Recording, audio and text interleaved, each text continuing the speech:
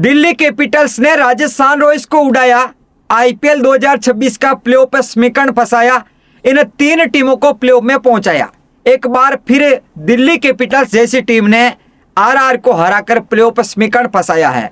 वो टीम जो इस सीजन से बाहर हो चुकी है, उस टीम ने एक बार फिर प्लेऑफ की उम्मीदों पर पानी फेरा है, राजस्थान रॉयल्स। जी हाँ, राजस्थान रॉयल्स के पास में टॉप 4 में आने का एक सुनहरा मौका था, गोल्डन चांस था। अगर वो डीसी के खिलाफ जीत जाती तो शायद वो टॉप 4 में होती, लेकिन ऐसा नहीं हुआ है, क्योंकि आरआर को हारने के बाद दो बड़ी टीमों को बड़ा फायदा मिला है। एक जो कि ऑलरेडी टॉप 4 में है, और आप देख रहे हैं पीवीकेएस, और ये एक नहीं, दो बार नहीं, तीन बार ऐसा हो गया है कि उस टीम ने प्लेऑफ समीकरण फंसाया है, सारा खेल बिगड़ा है, जो कि इस सीजन से बाहर हो चुकी है। एमआई, एलएसजी और डीसी, ये बाकी टीमों का समीकरण बिगाड़ रही है, बाकी टीमों को प्लेऑफ में जाने से रोक रही है, क्योंकि ये खुद बाहर होगी।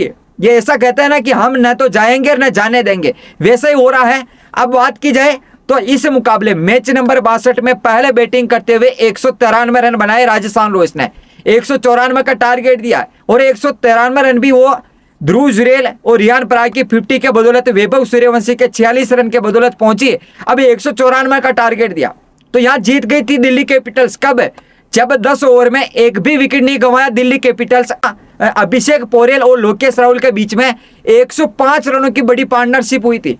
10 ओवर तक एक भी विकेट आरआर को नहीं मिला है, नए प्लेऑफ में मिला 10 ओवर तक। फिर उसके बाद 5 विकेट भले ही गंवाए हैं, दिल्ली कैपिटल्स ने निकली मुकाबला जीत लिया है, और ये मुकाबला जीतने के बाद आरआर को फंसा दिया है। और बाकी टीमों को सीएसके हो गई, एसआरएच होगी, पीबीकेएस को, उनके लिए एक खुशखबरी आई है, मैं आपको बताता हूँ।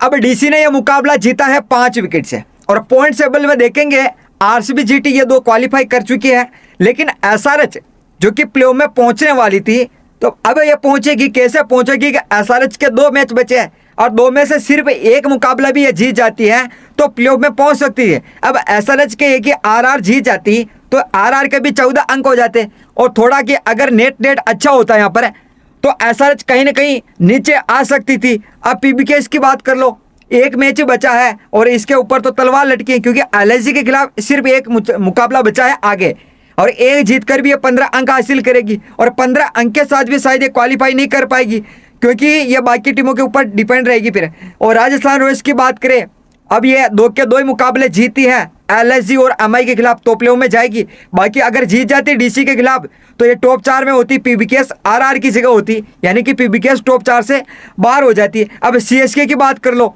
एसआरएच जीटी के खिलाफ 2 मुकाबले खेलेगी, और 2 के 2 ही इसको जीतने जरूरी है। अभी 12 अंक है तो 16 अंक तो करने पड़ेंगे। अगर यहाँ आरआर जीत जाती तो उसके 14 अंक हो जाते, और कहीं ना कहीं फिर एसआरएच जीटी को यहाँ पर है जो मुकाबला खेलती वो जीत जाती या हारती सीएसके के आगे अलग बात है, लेकिन थोड़ा सा नुकसान हो सकता था। अब केकेआर की बात कर लो, 2 मैच इसके बचे एमआईडीसी के खिलाफ, 11 अंक अभी है, ये भी 15 अंक कर सकती ज़्यादा से ज़्यादा, तो केकेआर तो शायद नहीं पहुँच पाएगी प्लेऑफ में, लेकिन हो सकता है सीएसके या पीबीकेएस के लिए खुशखबरी आई है, क्योंकि ये दोनों टीमों को भारी नुकसान हो सकता था। राजस्थान रॉयल्स टॉप 4 में आ सकती थी लेकिन नहीं आई है, तो 2 टीमें तो प्लेऑफ में करी चुकी है, यूँ कैसे मतलब कि प्लेऑफ में जा चुकी है, आरसीबी और जीटी। और एसआरएच, पीबीकेएस, आरआर और सीएसके में से कौन जाएगा?